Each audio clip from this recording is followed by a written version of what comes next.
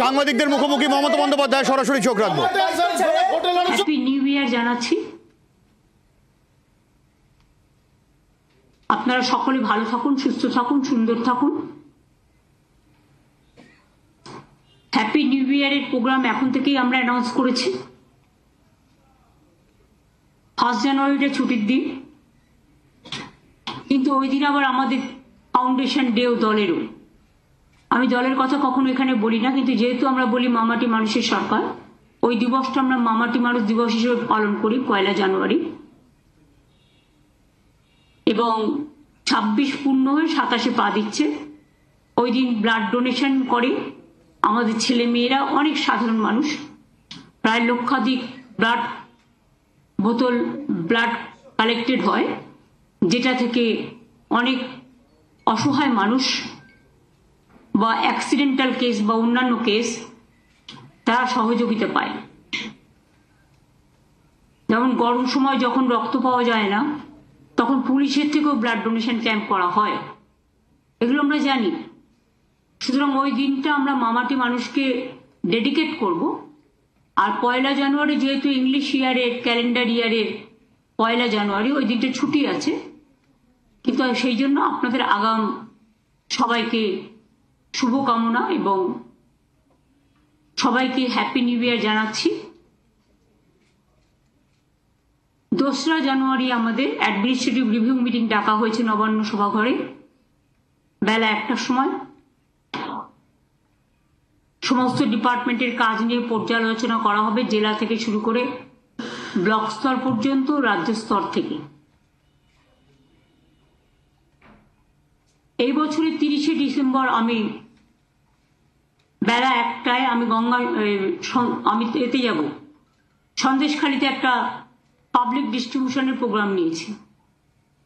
কারণ ইলেকশনের আগে আমাকে অনেকে জিজ্ঞেস করেছিল, দিদি আপনি সন্দেশখালী গেলেন না? আমি বলেছিলাম আমি যাব, পরে যাব। সুতরাং সেই জন্যই আগামী 30 তারিখ বেলা 1টায় আমার অফিসিয়াল প্রোগ্রাম সন্দেশখালীতে থাকবে। এটা হচ্ছে গভর্নমেন্টের পাবলিক ডিস্ট্রিবিউশন প্রোগ্রাম। ইতিমধ্যে আপনারা জানেন যে আমরা যেগুলো আমাদের কাছে পেন্ডিং ছিল, বিভিন্ন লক্ষ্মীর ভান্ডার থেকে শুরু করে বাংলার বাড়ি থেকে শুরু করে আমরা অনেকটাই করতে পেরেছি। তার মধ্যেও জেলাতেও কিছু থাকে কাজ, সেগুলো প্রায় 20,000 মানুষের কাছে ওই মিটিং থেকে বিভিন্ন পরিষেবা তুলে দেওয়া হবে ক্যাম্প ওয়াইজ করে। স্টেজ থেকে আমি হয়তো বড়জোর 100 জনের হাতে তুলে দিতে পারবো। 6 তারিখে গঙ্গাসাগর যাব। আমি পৌঁছে আপনাদের প্রোগ্রামটা আগে জানিয়ে দিচ্ছি, যেহেতু আপনারা 5 তারিখে যাবেন। আমি প্রথমে যাব ভারত সেবাশ্রম সঙ্গে, কারণ কপিল মুনি আশ্রমের মহারাজ তিনি একটু বয়োজ্যেষ্ঠ, একটু বিশ্রাম নেন। আমি তার বিশ্রামে ব্যাঘাত ঘটাতে চাই না। ওরা 4টে মন্দির খোলে, কাজে আমি ভারত সেবাশ্রমটা আগে করে নেব, করে নিয়ে তারপর ওখান থেকে কপিল মুনির আশ্রম দর্শনে যাব। এবং এ ব্যাপারে আমাদের রিভিউ মিটিং হয়ে গেছে, সেটাও আপনারা জানেন। 8 তারিখে আমাদের এই কলকাতায় যে মেলাটা হয় মিলেনিয়াম পার্কের অপোজিটে, ওখানে সন্ধ্যেবেলা আমি যাব। প্লাস ওই দিন আমাদের একটা ভেসেল তৈরি হয়েছে, প্রচুর লোক যাতায়াত করতে পারে। হাওড়া থেকে বেলুর মঠ, দক্ষিণেশ্বর এই যাবার জন্য আমাদের যে জলীয় বিভাগ আছে, ওয়াটার ট্রান্সপোর্ট, ইনল্যান্ড ওয়াটার ট্রান্সপোর্টের মধ্যেই একটা শাখা, সেখানে আমাদের জাহাজ কোম্পানি গভর্নমেন্টের আছে, আপনারা হয়তো জানেন। সেই জাহাজ কোম্পানি অভিনবভাবে এই ভেসেলটা তৈরি করেছে, যেটা জনগণের খুব কাজে লাগবে। ওটাও সেদিন উদ্বোধন হবে। এছাড়াও আমার কাছে রিকোয়েস্ট এসছে, আইটিসিও একটা আর্টিফিশিয়াল ইন্টেলিজেন্সের ওপরে গ্লোবাল হাব তৈরি করতে চায়।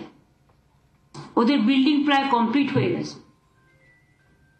আমি সময় করতে পারলে বলে দেবো, এক্ষুনি বলছি না। আইটিসি তাছাড়াও আরো দুটো প্রজেক্ট রেডি আছে,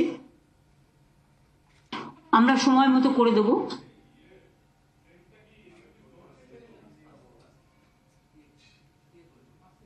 এছাড়াও আপনারা তো জানেন 13 তারিখ থেকে সবাই চলে যাবে গঙ্গাসাগর মেলার জন্য, কারণ 14-15 যে পুণ্য স্নান আছে তার ডিটেলস তো আপনাদের সাথে আমি আলোচনা করে নিয়েছি আগে, এগুলো অলরেডি বলাও হয়েছে। সুতরাং এই ইনফরমেশন গুলো আপনাদের পাঠান করলাম।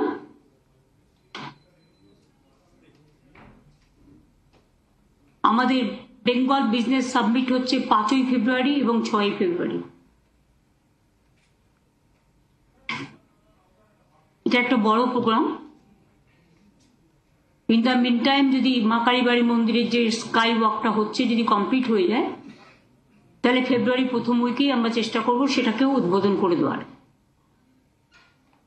আর জগন্নাথ ধাম তো আপনাদের আমি ডেট জানিয়ে দিয়েছি, 29 তারিখে পুজো হবে, শুরু হবে, উদ্বোধন হবে 30 তারিখে।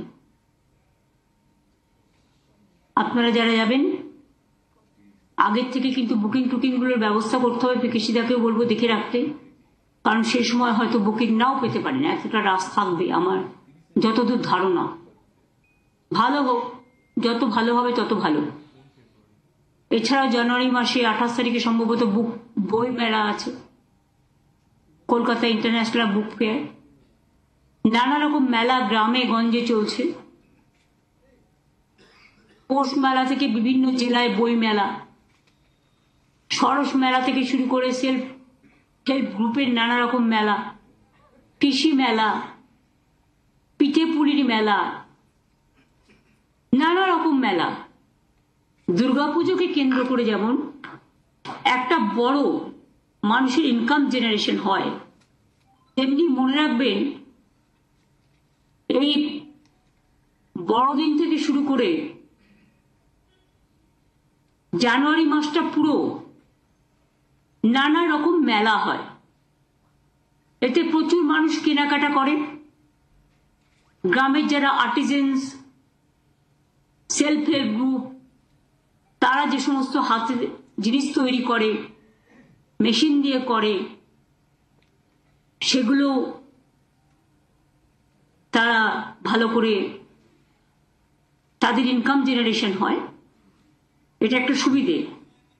আমাদের সব উৎসবেই যখন ঈদ হয় আপনারা জানেন ফলমূল বিক্রি কেনাবাটা বেড়ে যায়, তার কারণ সেই সময়টা রমজান মাস চলে। প্রত্যেকটা উৎসবকে কেন্দ্র করেই আমাদের কিছু না কিছু ব্যবসাও বৃদ্ধি হয়, যেগুলো দেখতে ছোট মনে হবে, কিন্তু মনে রাখবেন একটা দোকানদারের ইনকামও কিন্তু বড়। দোকানদাররাই কিন্তু পিলার অব দ্য ইকোনমি, কারণ সেখানে কিন্তু খুচরো বাজার থেকে শুরু করে যে দোকানদার, বড় বাজারে যেমন আছে ছোট বাজারও আছে। আজও পাড়ায় পাড়ায় মুদির দোকানগুলো আছে, মিষ্টির দোকানগুলো আছে, অন্যান্য দোকান হচ্ছে। সুতরাং এটা কিন্তু বাড়ছে। এগুলো বলা। আর মিষ্টি হাব, যেটা আমরা মিষ্টি, আপনারা জানেন একটা মিষ্টি ব্যবসায়ীদের জন্য একটা প্রোগ্রাম হয়েছিল, আমি নিজে গিয়ে উদ্বোধন করে দিয়েছিলাম। এবার তারা করছে দীঘায় 7, 8, 9 সম্ভবত জানুয়ারিতে। আমি ওখানে ডক্টর মানস ভূঁইয়া, অখিল গিরি ওদের যেতে বলেছি।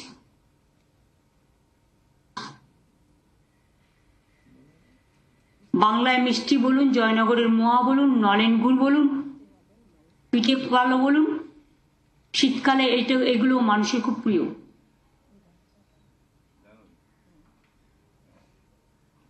এছাড়াও আজকে ক্যাবিনেটে কয়েকটা আমরা ইন প্রিন্সিপাল ডিসিশন নিয়েছি।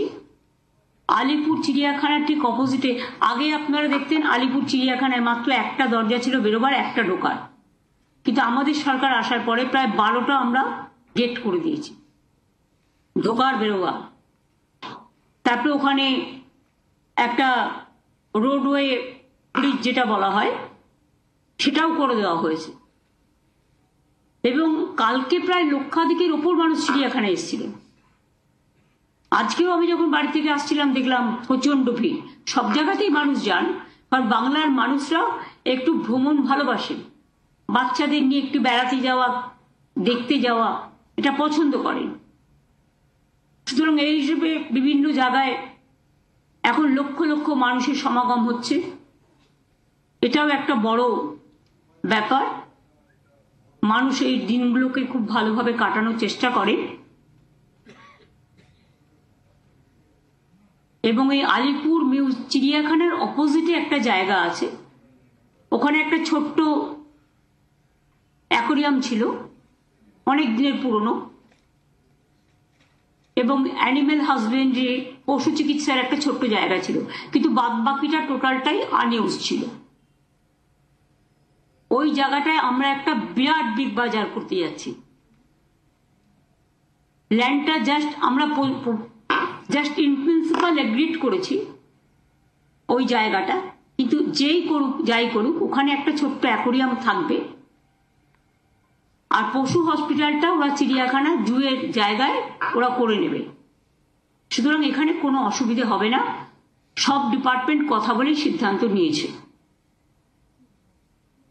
দুই হচ্ছে, আপনারা অনেকেই জানেন না, আলিপুর মিউজিয়ামের অপোজিটে একটা জায়গা ছিল, সেখানে একটা বিরাট কাঠামো তৈরি হচ্ছে, যেটা লেদারের ব্যাগ, আমাদের সব লেদার ইন্ডাস্ট্রি তো বিরাট, 5 লক্ষ লোক কাজ করে, এবং সারা ভারতবর্ষে যত লেদার হাব সব কিন্তু এখানে এসে গেছেন। ফলে আমাদের লোকেরাই কিন্তু সমস্ত ব্যাগ থেকে শুরু করে, জুতো থেকে শুরু করে, চামড়ার বিভিন্ন দেশে এক্সপোর্ট করে। কিন্তু এটা তো বাংলার অনেক মানুষ পায় না হাতের কাছে,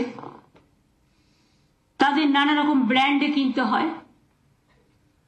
সেই জন্য আমরা মেয়েরা যাতে ব্যাগ পায়, ছেলেরা ব্যাগ পায়, জুতো পায়, ওই আলিপুর মিউজিয়ামের অপোজিটে যে কাঠামোটা, যে বিল্ডিংটা তৈরি হচ্ছে, ওটা আমরা অর্ধেক দেবো লেদারের জিনিস বিক্রি করার জন্য। ঘরের সামনে মানুষ পেয়ে যাবেন, মেয়েরা খুশি হবেন, ছেলেরাও খুশি হবেন। মেয়েদেরও যেমন চামড়ার জিনিস কাজে লাগে, ছেলেদেরও লাগে। আর অর্ধেকটা আমরা করব বাংলার শাড়ি, অর্থাৎ তাঁতিদের তৈরি। সব জেলা থেকেই কিছু না কিছু আসবে, যা ঘরের কাছে মানুষ পেয়ে যাবেন, সেটাও হচ্ছে। এই ধরনের অনেকগুলো জায়গাতেই অনেকগুলো জিনিস তৈরি হচ্ছে।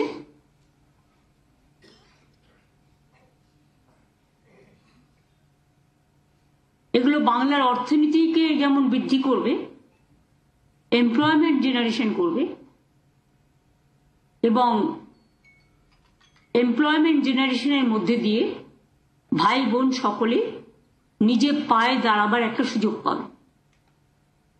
এবং তাছাড়াও আমাদের কলকাতাকে বাদ দিয়ে, ধরুন এখানে শপিং মল, বিগ বাজার সবই আছে, অন্যান্য যে জেলাগুলো আছে সব জেলার হেডকোয়ার্টারে একটা করে বড় বিগ বাজার বা শপিং মল ওই টাইপের আমরা করার চেষ্টা করছি। জমিটা আমাদের, কিন্তু টেন্ডার করা হবে, ফ্রাঞ্চাইজি করে করা হবে। জমিটা আমরা ফিতে দেবো, 1 একর করে জমি আমরা ফিতে দেবো। যিনি করবেন, আমাদের টার্গেটটা হচ্ছে 2টো ফুল ফ্লোর সেলফ হেল্প গ্রুপকে দিতে হবে। যে জেলায় লোকাল সেলফ হেল্প গ্রুপ তারা বিভিন্ন জিনিস উৎপাদন করেন, কিন্তু তারা মেলা টেলা ছাড়া সারা বছর বিক্রি করার জায়গা পান না, তাদের কথা ভেবে এটা করা হচ্ছে। অর্থাৎ 2টো ফ্লোর থাকবে সেলফ হেল্প গ্রুপে বা আর্টিজানদের জন্য জিনিসপত্র বিক্রি করার জন্য। বাদবাকি যে জায়গাটা হবে সেটা 2টো ফ্লোর হতে পারে, 3টে ফ্লোর হতে পারে। নিচে কার পার্কিং থাকবে, ওপরে একটা সিনেমা হলের ব্যবস্থা থাকবে, কারণ অনেকেই জেলায় সিনেমা দেখতে ভালোবাসে কিন্তু তাদের হল নেই। এতে আমাদের টলিউডও অনেকটা উপকৃত হবে, শিল্পীরাও হবে, তাতে একটা কমিউনিটি হলও থাকবে। চা কফি রেস্টুরেন্টের মতোই সেগুলোও থাকবে, প্লাস তারা যে বিজনেস করতে চায় সেটা তারা করতে পারে, যেগুলো বাজার শপিং মলে পাওয়া যায়। তাহলে জেলায় জেলায় হেডকোয়ার্টারে একটা হয়ে গেলে খুব ভালো হবে। কারণ আমি এই শিক্ষাগুলো বাচ্চাদের থেকে নিই পথ চলতে চলতে। আমার মনে আছে আমি একদিন বাঁকুড়া টাউন দিয়ে আসছিলাম, একটি ছেলে দৌড়তে দৌড়তে আমার কাছে এলো, আমার হাতে একটা কাগজ দিল। আমি কাগজটা পড়ে দেখলাম তাতে লেখা আছে, দিদি আমাদের এখানে একটা শপিং মল হবে না? তখন থেকে এটা আমার মাথায় কাজ করছে। তাই জমি আমাদের অলরেডি সিলেক্টেড হয়ে গেছে, এখন যারা করবেন তাদের জন্য বাদবাকি আইনত প্রসেস মেনেই করা হবে, যাতে জেলাতেও ইনকাম এবং মানুষের বিভিন্ন জায়গায় যাবার একটা সুযোগ ঘটে। কারণ প্রত্যেকটা জেলায় মনে রাখবেন তার নিজস্ব ভাণ্ডারে সমৃদ্ধ, নিজস্বতায় সমৃদ্ধ। এই যে বিষ্ণুপুরে যে গানের মেলা হয়, বিষ্ণুপুরে যে উৎসব হয়, ইন্দ্রনীলকে পাঠিয়েছিলাম এবার ট্যুরিজম ডেভেলপমেন্ট মিনিস্টার। একদিকে পৌষ মেলা হচ্ছে, দেখুন তো কত লোক যাচ্ছে, প্রচুর মানুষ কেনাকাটা করে, টুরিস্টরা যায়। দার্জিলিংয়ে গিয়ে দেখুন জায়গা পাবেন না, কালিম্পংও তাই, কার্শিয়াংও তাই, মিরিকও তাই, জঙ্গলেও তাই। জঙ্গল পাহাড় নদী এটা নিয়ে কিন্তু বাংলা, সবটাই আমাদের বাংলায় আছে। কাজেই আমি সবাইকে বলবো, শীতকাল, রাস্তায় একটু কুয়াশা থাকে, কুয়াশার সময় নাইট ট্রাভেলটা এড়িয়ে যাওয়া ভালো। অনেক সময় ড্রাইভাররা ঘুমিয়ে পড়ে, অনেক সময় আবার কুয়াশায় রাস্তা দেখা যায় না, ফলে অ্যাক্সিডেন্টের রেটটা বেড়ে যায় এই সময়টা। আমরা তো সেফ ড্রাইভ করবো, পুলিশেরও যেমন একটা দায়িত্ব আছে, সাধারণ মানুষকেও বলবো গভীর কুয়াশা থাকলে, যখন থেকে কুয়াশা পড়বে এবং সকালবেলাও কুয়াশাটা থাকে ভোরবেলা 5টা অবধি, সুতরাং কুয়াশার টাইমটা একটু বেটার। সাবধানে গাড়ি চালানো, যাদের খুব এমার্জেন্সি তাদের তো চালাতেই হবে, কিন্তু সাবধানে, খুব আস্তে আস্তে স্পিড মেনটেন করে, যাতে কোনো অসুবিধে না হয়, কেউ কোনো বিপদে না পড়ে। কারণ যেই বিপদে পড়ুক না কেন, বিপদটা কিন্তু আমাদের সকলের গায়ে লাগে।